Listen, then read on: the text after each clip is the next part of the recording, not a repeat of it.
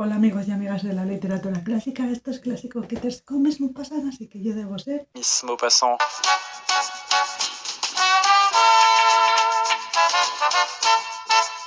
En el capítulo de hoy os traigo clásicos con menos de 200 páginas para todas aquellas personas que en el verano prefieren libros más cortos, que estén muy agobiados o que estén en un bloqueo lector, porque no hay nada mejor para un bloqueo lector que lecturas cortas, sencillitas, que van al grano, que sabes en la segunda página si te está gustando o no y puedes pasar a la siguiente si es un no. Son 10 lecturas que, como ya me conocéis, un poquito más diferentes. Hay dos más conocidas, pero en general no va a aparecer Animal Farm de Orwell, pues ya os lo digo yo aquí, no va a aparecer Fahrenheit, siempre son los mismos. Cuando buscas novelas pequeñitas, siempre te aparecen las mismas. La chica de la perla, todos sabemos que la novela de la chica de la perla no llega a 200 páginas, lo sabemos todos ya.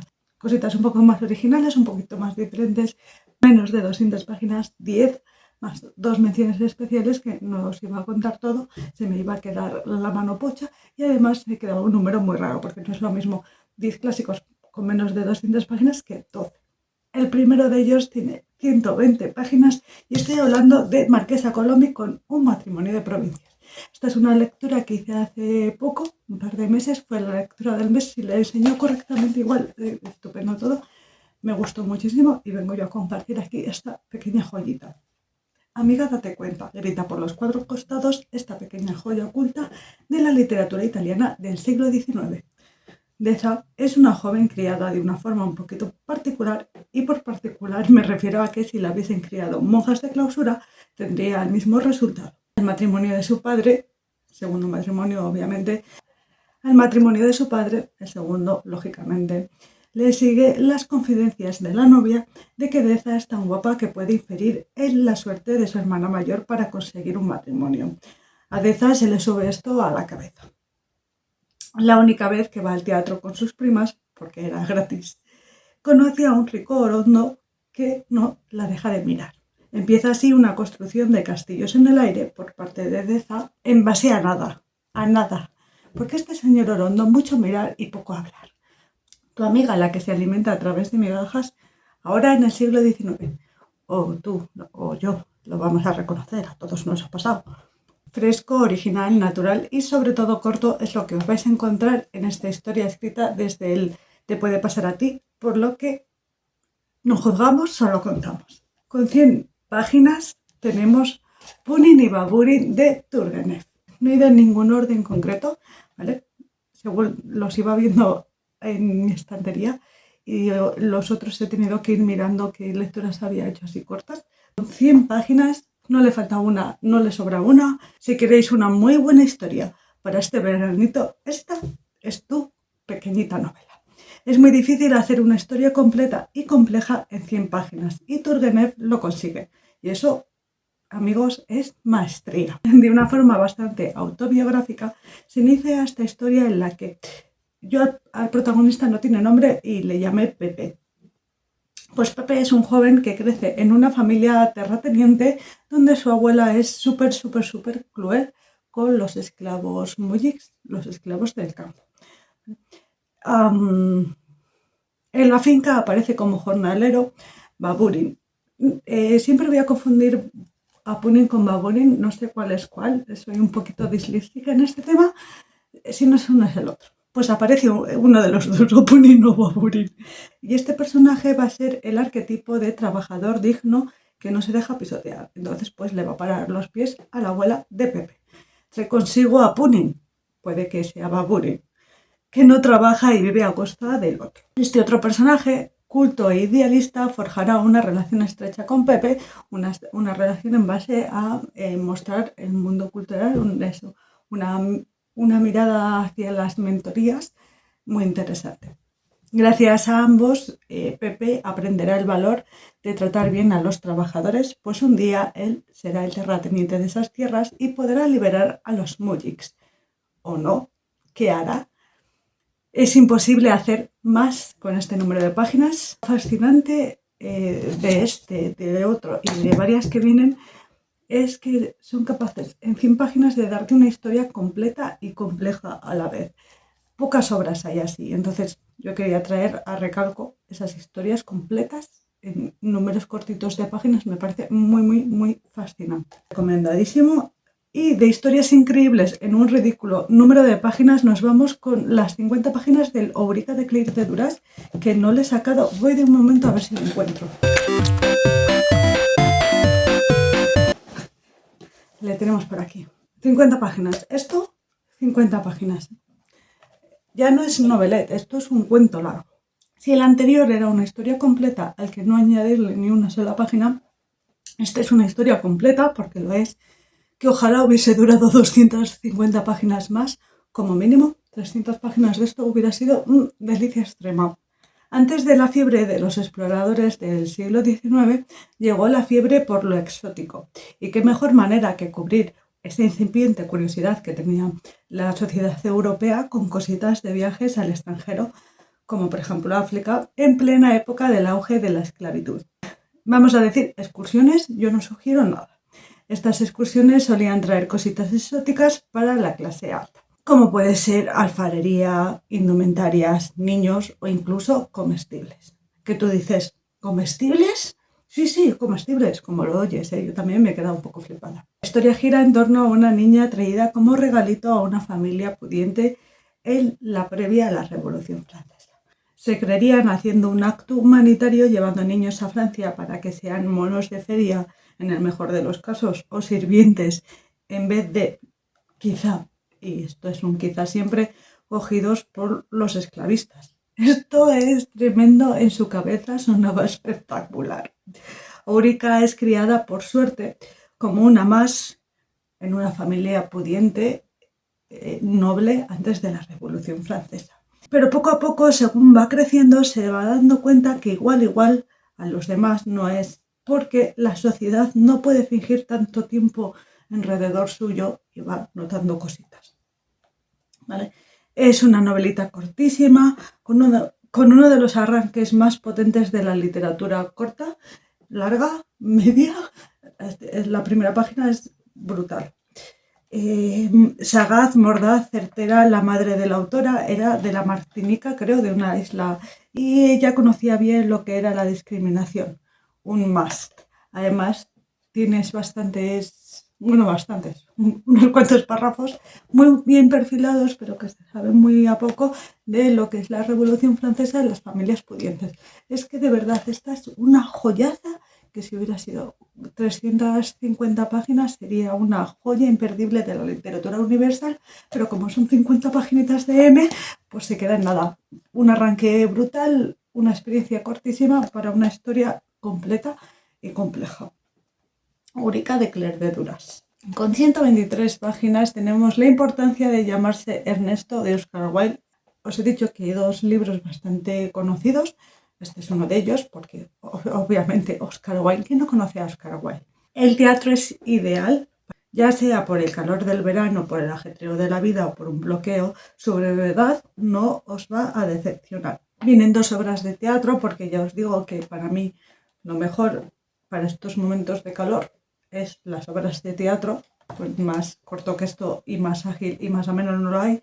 Y de Molière no se he metido ninguna porque necesito hacer relectura, pero ya, porque es mi autor de teatro favorito. Esta es la historia de enredos por excelencia.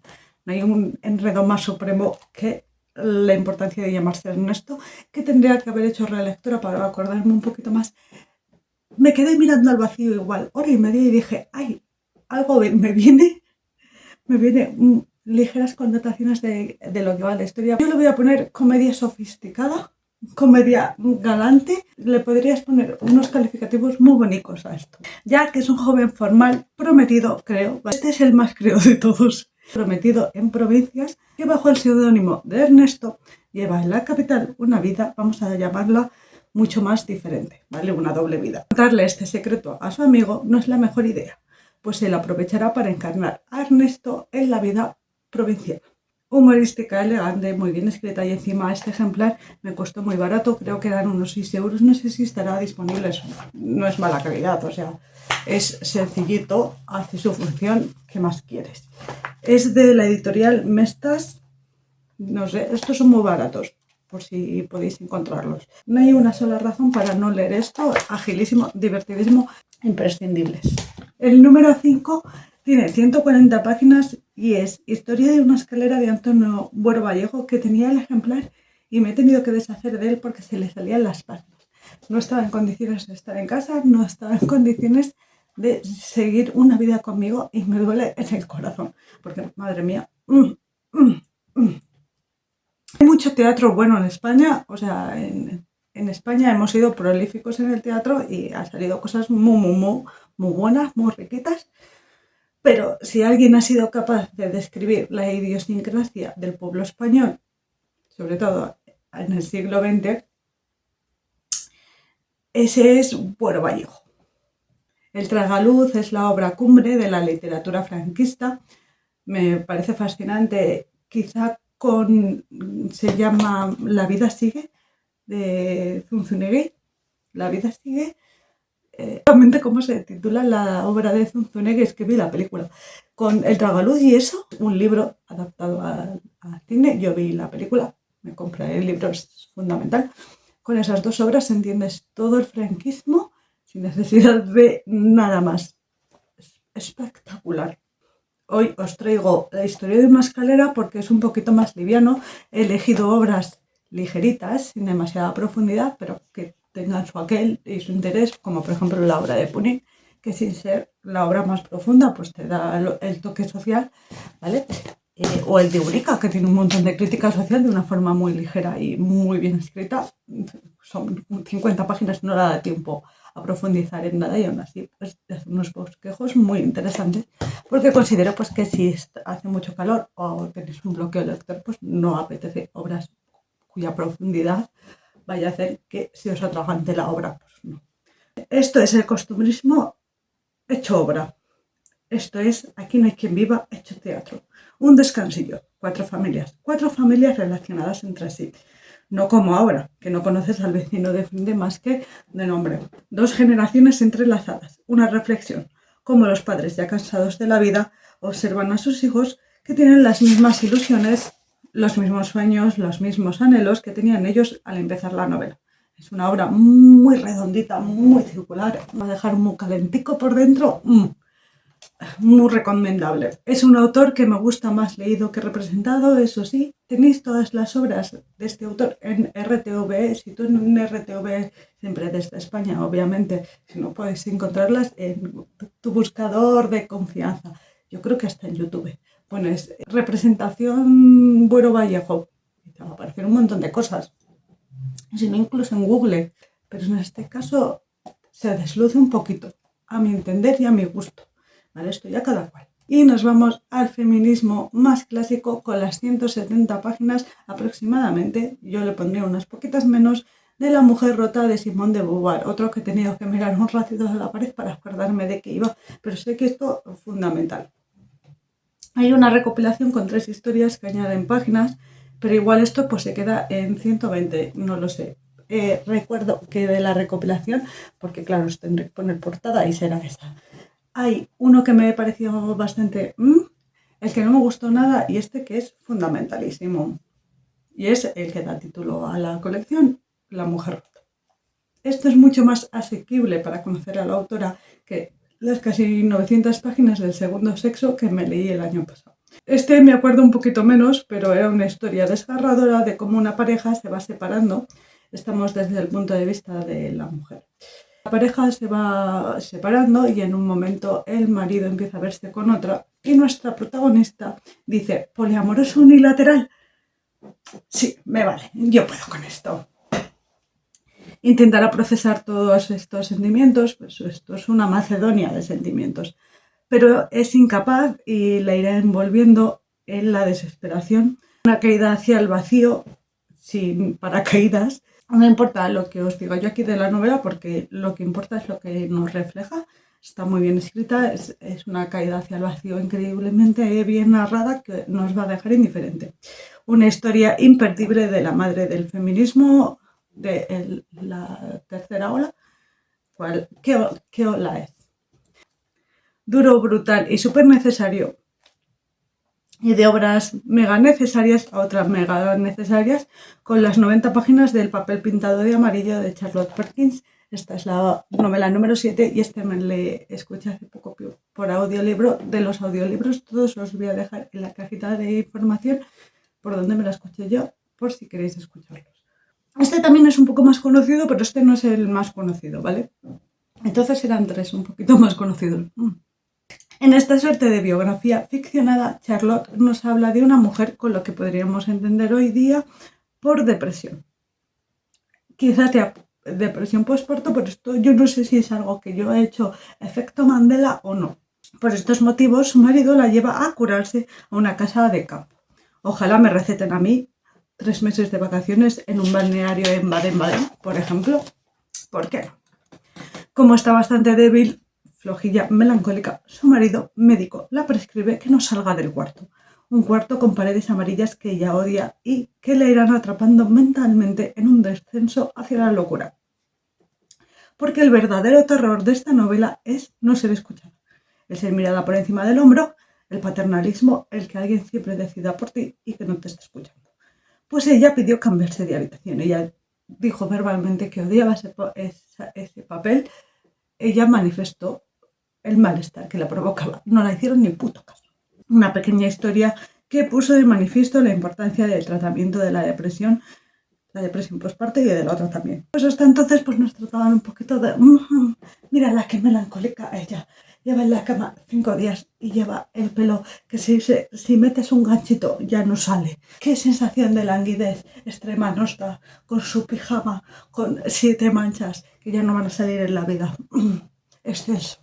Ya os he dicho que me lo escuché por audiolibro, los 3 audiolibros que os traigo, no sé si 3 o 4 audiolibros que os traigo son aproximadamente de 1 horilla, te das un paseo ahora que hace muy bueno, ya cuando hayas baja un poquito el sol a las 7, las 8 de la tarde, te tomas un café o un granizado por ahí, te vuelves, te las has escuchado entero, estupendo. Y de audiolibro en audiolibro nos vamos con las 108 páginas aproximadamente, fue 1 hora, de El cocodrilo de Dostoyevsky. He elegido esta obra pese a que el autor tiene un montón de obras breves y cuentos porque es sátira humorística. Y al menos a mí esto para el verano me va increíble. Sátira humorística. Por favor, o sea, me estás juntando lo que más me apetece en el mundo. La historia sigue a un hombre que un día se va al zoo con su prometida y su amigo. Se meten a ver al cocodrilo, visita exótica, donde las haya para la época, la Rusia del siglo XIX. A este señor se lo traga el cocodrilo, bueno, no del todo, hasta la cintura, ¿vale? Como si fuera un saco en una carrera de sacos, pues así, más o menos. Nuestro protagonista ahora recibía las visitas en el zoo e intenta hacer vida normal desde su situación. Una crítica social divertidísima del hombre más famoso de las letras rusas. Y de autor ruso a autor ruso nos vamos con las 86 páginas de Ninfadora Ivanovna, de Iván Koncharov. Esta es la primera novela del autor y vaya si apuntaba maneras porque esto es una pequeña joyita. Una joven casada hace poco, creo que tiene un bebé, vive con su padre y con su marido. No puede ser más feliz. En la misma semana desaparece su marido, muere el padre y la casa sufre un incendio. No es que este no sea su año, es que esta no es su reencarnación. Seguramente que era una semana de Mercurio retrógrado, si me apuras, con luna llena. Breve inciso, en una luna llena me desperté en medio de la noche, me saqué, duermo siempre con tapones, me saqué uno, me lo metí en la boca, lo noté, me lo tragué y me volví a dormir. Y así, entre sueños. A mí las lunas llenas me dan mucho pavor desde entonces. La desaparición del marido guarda un misterio que no os voy a desvelar, que es de lo que va esta pequeña joyita. Igual ahora ya estamos de vuelta de todo y lo ves venir un poquito más, pero en la época esto era un caramelito, muy buen planteado, muy buen misterio, ahora pues un poquito más flojo, pero en la época, Además es muy ágil y muy corto. ¿Qué más se puede pedir? Estamos ya, porque esto ya ha pasado en el 7º aniversario del canal. Suelo hacer algún audiolibro. No les va bien, nunca le ha ido bien, pero nunca me ha importado. ¿Os apetece que os haga esto? Está un poquito descatalogado, tiene poquísimas ediciones, la letra está muy bien, son 86 páginas. Si os apetece, me lo decís. Me decís un libro cortico que queréis que os haga audiolibro y yo os lo hago. Así, ruso-francés rarito, pedídmelo. Me lo dejáis en comentarios y vuestros deseos serán realidad. Tengo 2 menciones especiales antes de llegar al libro número 10, que son, con 160 páginas, El María o los agravios de la mujer. Lo tengo por aquí. Este volumen es María y Matilda, las 3 historias de madre e hija. Son 400 páginas, siendo que creo que el de Matilda es la obra más larga. Esta, al igual que La mujer rota de Simone de Beauvoir, es una obra mucho más accesible para adentrarnos en la obra de la madre. Esto sí que es la madre, pero la madre de todos los feminismos. Esta señora sí es. Que las Vindicaciones de la mujer, que me lo leí hace tiempo, no es que se me atragantara, pero que fuera todo ensayo es lo mismo que la obra de Simone de Beauvoir, solo que esa tiene 900 páginas, y Las Vindicaciones de la mujer es cortísimo, tendrá 60, pero se hace un poquito cuesta arriba porque es todo ensayo. Siempre he considerado que la filosofía entra muchísimo mejor dentro de una historia, dentro de lo que es una narración de ficción, porque es mucho más accesible, vas a llegar a mucho más público y al final pues hacer de la filosofía algo más accesible siempre es bien, eso no es mal, no puede serlo. Y pues aquí tenemos este ejemplo, son muchísimas más páginas, es una historia, dramas multiplicado al cubo, que sabéis que a mí me fascina, es una obra inconclusa que en las últimas páginas ya había escrito unas notas por donde quería ir y te las han incluido en esta obra, ¿vale? Para que sepas qué iba a pasar, ¿vale? Que no se quede ahí sin cerrar.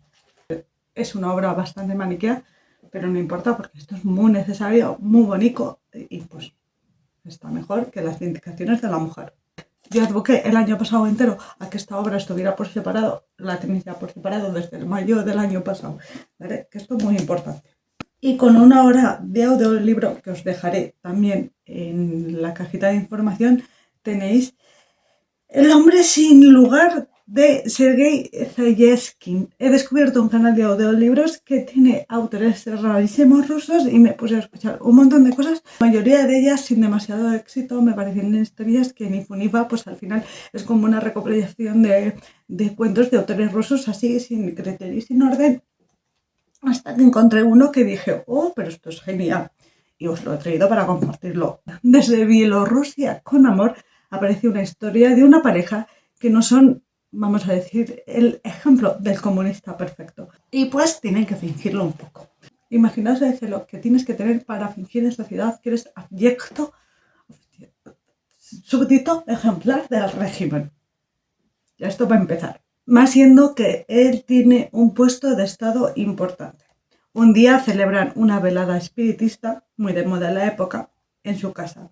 Y se les aparece para quedarse Enrique IV. Que se les aparezca un rey en medio de la era soviética ya es súper irónico, súper la risión, ¿vale? Es un what the fuck total. Que la solución al problema sea registrarlo, porque si no, no se puede quedar, es el colmo de la absurdez. Es una crítica divertidísima a la Unión Soviética más burocrática. ¿Cómo se escribe un fantasma? Pues descubridlo en la obra, que es divertidísima. A mí me dejó con una sensación muy buena y muy cortica. Un paseíto y lo tenéis hecho. La obra más conocida para el final, con 90 páginas y una hora y poco de audiolibro, también tenemos La Metamorfosis de Kafka. Si no conoces esta historia tan mítica, igual este es el momento. Y ahora además en audiolibro, escúchalo o léetelo, lo mismo da.